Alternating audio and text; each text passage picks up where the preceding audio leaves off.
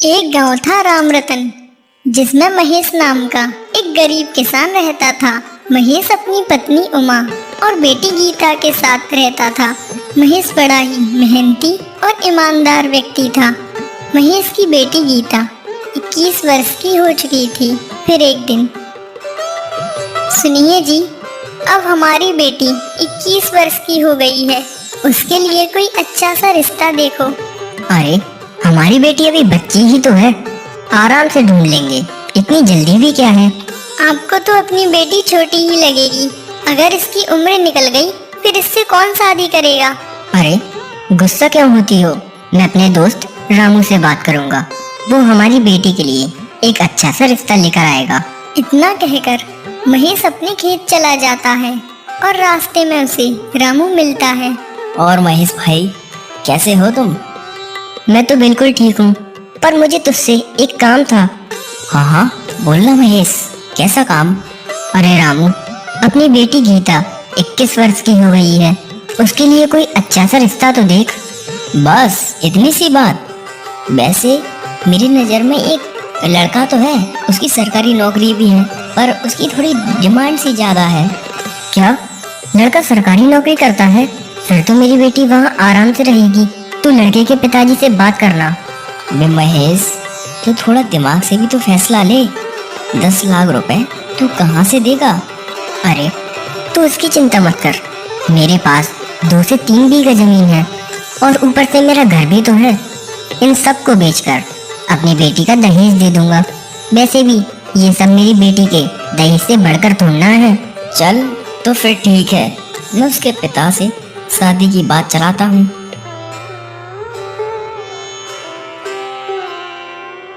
श्याम को महेश अपने घर आता है।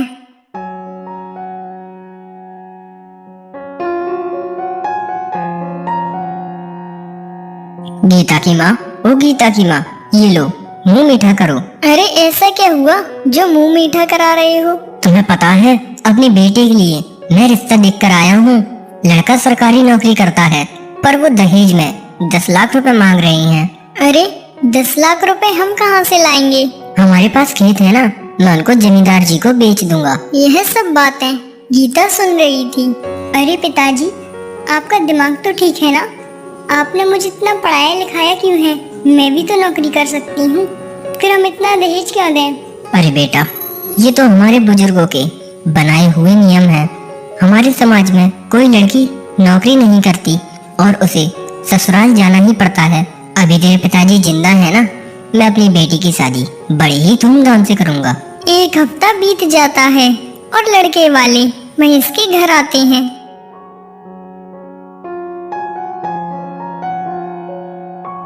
बहन जी, ये हमारी बेटी गीता है, ये घर का सारा काम कर लेती है, ये आपको शिकायत का मौका नहीं देगी। अरे वाह भाई साहब, आपकी बेटी तो बड़ी ही सुंदर है, हमें तो पसंद आई। और ये हमारा बेटा ऋषि है, सरकारी नौकरी करता है, सरकारी। वैसे हमारी कोई डिमांड तो नहीं है, मगर आप अपनी बेटी को कुछ देना चाहें तो दे सकते हैं। अरे बस बहन जी, वो सब मुझे रामू ने बता दिया है, बस आप शादी की तैयारी कीजिए। अरे कैसी बात कर रहे हो, ये सब तो हम देख लेंगे। चलो अब हम चलते हैं। ऐसे ही कुछ हफ्ते बीत जाते हैं और महेश अपनी बेटी की शादी में जुट जाता है। महेश दिन रात मेहनत करता है। फिर एक दिन, अरे महेश, तू तो बड़ी मेहनत कर रहा है और अब तूने रात को भी काम करना चालू कर दिया। अरे भैया, कभी आराम भी कर लिया कर, वरना किसी दिन बीमार पड़ जाएगा। अरे महेश, भगवान ने एक ही तो बेटी दी है, अगर उसकी भी शादी धूमधाम से नहीं करूंगा तो मेरा बाप बनना ही बेकार है।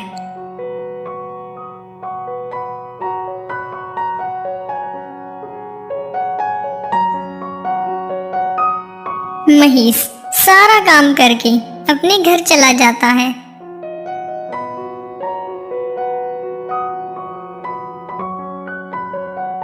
अरे श्याम, काम कैसा चल रहा है?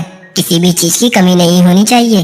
अरे महेश भैया, बस आपके घर की सजावट तो कर दी है और अब थोड़ा सा बस बाहर का रह गया है, उसी को कुछ ही देर में निपटा दूंगा।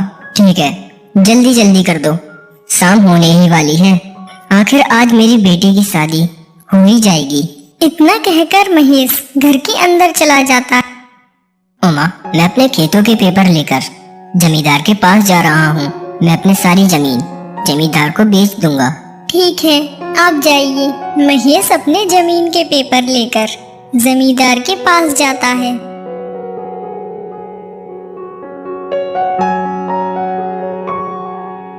आओ आओ महेश, साथ में जमीन के पेपर तो लेकर आया है ना? हाँ जमींदार जी, ये रहे पेपर और मुझे 10 लाख रुपए दे दीजिए। ए मनोज सुन, इसे 10 लाख रुपए दे दे। महेश पैसे लेकर अपने घर चला जाता है। अरे गीता की माँ, जल्दी जल्दी तैयार हो जाओ, अभी बारात आती ही होगी। पैसों का इंतजाम तो हो गया ना? हाँ हाँ, मैं जमींदार से पैसे लेकर आया हूँ। थोड़ी देर बाद महेश के पास लड़के वालों का फोन आता है। भाई साहब, आपसे कुछ जरूरी बात करनी है। हाँ हाँ बहन जी, बोलिए ना। वैसे मैंने आपके 10 लाख रुपए का तो इंतजाम कर दिया है। भाई साहब, हमें 20 लाख रुपए और एक कार चाहिए। अगर नहीं दे पाओ तो हम बारात लेकर नहीं आएंगे। बहन जी, पर हमारी तो 10 लाख रुपए की बात हुई थी ना। मुझे नहीं पता, जो मांग रहे हैं अगर वो नहीं दे पाओगे तो हम बारात लेकर नहीं आएंगे। अरे बहन जी, ऐसा मत करो। हमारे यहाँ किसी की बारात लौट जाती है तो दोबारा उस घर बारात कभी नहीं आती। मेरी इज्जत रख लो, वरना मेरी बेटी की जिंदगी खराब हो जाएगी। उससे हमें क्या, हमने भी तो अपने बेटे को पढ़ाने लिखाने और खिलाने पिलाने में पैसे खर्च किए हैं। ऐसे ही तुम्हारी बेटी थोड़ी नाराज करने लगेगी। अरे बहन जी, मुझे 2 दिन का वक्त तो दीजिए, मैं आपसे दया की भीख मांगता हूँ। चलो ठीक है, अगर 2 दिन बाद करोगे तो 30 लाख रुपए और एक कार का इंतजाम कर लेना, वरना हम नहीं आ रहे। ठीक है बहन जी, मैं आपको 30 लाख रुपए और एक कार दे दूंगा। कुछ देर बाद महेश की बेटी की शादी हो जाती है और गीता अपने ससुराल चली जाती है। फिर अगली सुबह उमा, मैं अपने घर के पेपर लेकर जमींदार के पास जा रहा हूँ। मैं अपना घर भी बेच दूंगा। महेश अपने घर के पेपर लेकर जमींदार के पास जाता है।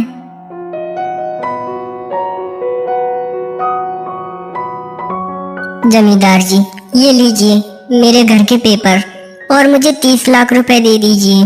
मुझे पैसों की बहुत ज्यादा जरूरत है। हाँ, अरे महेश, पागल हो गया है क्या? उस तेरी सड़ी सी झोपड़ी के तुझे 30 लाख रुपए दूंगा?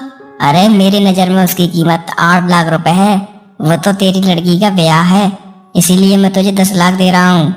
चाहिए तो बता, नहीं तो कोई और ग्राहक देख ले। ठीक है सेठ जी, मेरी मजबूरी है, आप मुझे 10 लाख रुपए ही दे दीजिए। महेश पैसे लेकर अपने घर आ जाता है। 20 लाख रुपए का तो इंतजाम हो गया है, बस अब 10 लाख रुपए और एक कार का इंतजाम रह गया है। सुनिए जी, वो हमारे पास वाले ताऊ है ना, उनसे मदद मांग कर देखिए, शायद वो हमारी मदद कर दे। हाँ, तुम बात तो सही कह रही हो, मैं अभी ही जाता हूँ।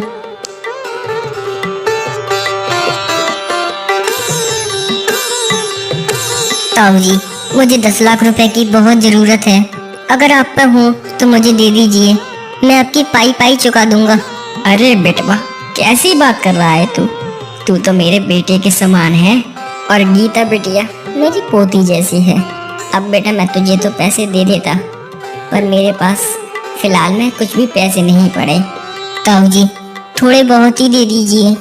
अरे महेश बेटा, तुझसे बोला ना कि बेटा मुझ पर थोड़े बहुत भी पैसे नहीं हैं। महेश रास्ते में अपना उदास चेहरा लेकर जा ही रहा होता है कि तभी उसे रास्ते में उसका दोस्त रामू मिलता है। अरे महेश, तू इतना उदास क्यों लग रहा है भाई आज? भाई रामू, 10 लाख रुपए का इंतजाम रह गया है, अगर तुझ पर हो तो मुझे दे दे, मैं तेरी पाई पाई चुका दूंगा। है महेश, मैंने तो तुझसे पहले ही बोला था। वैसे मेरे पास कुछ पैसे तो पड़े भी नहीं हैं, मैं एक सेठ को जानता हूँ, यदि तू बोले तो तुझे मिला भी सकता हूँ उनसे। हाँ हाँ भाई, चल सेठ जी के पास। दोनों सेठ जी के पास जाते हैं और अपनी सारी बातें सेठ जी को बता देते हैं। चल ठीक है, मैं तेरे सारे पैसे दे दूंगा, पर तुझे और तेरी पत्नी को 5 साल तक मेरे यहाँ नौकर रहना पड़ेगा। ठीक है सेठ जी, मुझे मंजूर है। इस समय केवल मुझे अपनी इज्जत और अपनी बेटी की जिंदगी दिख रही है। सेठ सेठ महेश को 20 लाख रुपए दे देता है और महेश पैसे लेकर अपनी बेटी के ससुराल वालों को 30 लाख रुपए और एक कार दे आता है। माँ जी, कल मैं अपने मायके जाऊंगी। हाँ हाँ बेटा, किसने रोका है तुझे? गीता अपने घर जाती है और देखती है उसके घर में ताला लगा है और वहीं से रामू गुजर रहा होता है। अरे रामू काका, घर में ये ताला क्यों लगा हुआ है?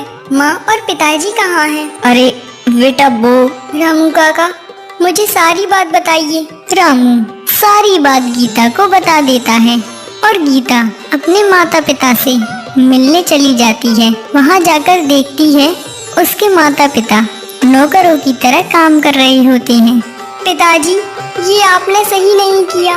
मेरे सुख के लिए आपने अपना सब कुछ गवा दिया। आपने सोच कैसे लिया कि मैं वहाँ आराम से रहूंगी और आप यहाँ इतनी मेहनत करोगे? बेटा मुझे माफ करना, ये मेरी मजबूरी थी। पिताजी, मैं क्या आप पर बोझ थी जो आपने इतना सारा पैसा देकर मुझे वहाँ भेज दिया? मैं तो पढ़ी लिखी थी, नौकरी कर सकती थी, पर आपने मेरी एक नहीं सुनी। आप जैसे पिता दहेज के लालची लोगों को बहुत सारा पैसा देते रहते हैं, तभी तो वो पैसे मांगते रहते हैं और आप पैसे नहीं दोगे तो लड़कियों को जलाकर मार देते हैं। अब इन लोगों की जिंदगी बदतर नहीं कर दी तो मेरा नाम भी गीता नहीं। गीता गुस्से में अपने घर जाती है और देखती है उसकी ननद रो रही होती है। देखिए ना माँ जी, जब से मेरे ससुराल वालों ने सुना है कि आपने अपने बेटे की शादी में 40 लाख रुपए मांगे हैं, जब से ही वो लोग मुझे बहुत परेशान कर रहे हैं और कह रहे हैं जा अपनी माँ से 40 लाख रुपए लेकर आ। पर बेटा, हम इतने पैसे कहाँ से लाएंगे? माँ, भाभी के ससुराल वाले तो कितने गरीब थे, फिर भी उन्होंने अपनी बेटी को 40 लाख रुपए दिए, जबकि मेरा भाई तो सरकारी नौकरी करता है। बेटा, एक काम करते हैं, जो गीता के मायके वालों ने पैसे दिए हैं वो पैसे हम अपनी बेटी को दे देते हैं। यह बात गीता सुन लेती है। खबरदार, जो मेरे पिताजी के दिए हुए पैसे और कार से हाथ लगाया तो जब अपनी बेटी के ससुराल वालों को दहेज देने की हैसियत नहीं है तो दूसरों से मांग भी कैसे सकते हो? तुम्हारा बेटा सरकारी नौकरी करता है ना, तो तुम अपनी बेटी को दहेज खुद कमा कर दो। दहेज के लालची लोग। कुछ दिन बीत जाते हैं और ऋषि की माँ ऋषि से कहती है, बेटा मेरी तबीयत बहुत खराब है, मैं चल नहीं पाऊंगी, चल तू कार निकाल ले। अभी कोई किसी को दवा दिलाने नहीं ले जा रहा, अभी ये मुझे पिक्चर दिखाने ले जाएगा। ये कैसी बातें कर रही है? बेटा तो मेरा है ना। बेटा था, अब नहीं है, क्योंकि मेरे पिताजी ने इसे 40 लाख रुपए देकर खरीदा है। अब ये मेरा नौकर है। इतना सुनकर ऋषि की माँ को अपनी गलती का एहसास होता है। वह गीता से माफी मांगती है और गीता के माता पिता को सेठ को पैसे देकर छुड़ा लेती है। और गीता की सास कहती है, भाई साहब हमें माफ कर दीजिए, हम अपनी सरकारी नौकरी के अभिमान में दहेज के लालची हो गए थे और ये भी भूल गए थे कि हमारे यहाँ भी एक बेटी है। अगर हम जैसे दहेज के लालची हो गए तो सब लोग बेटी के होने पर खुशी की जगह मातम मनाएंगे।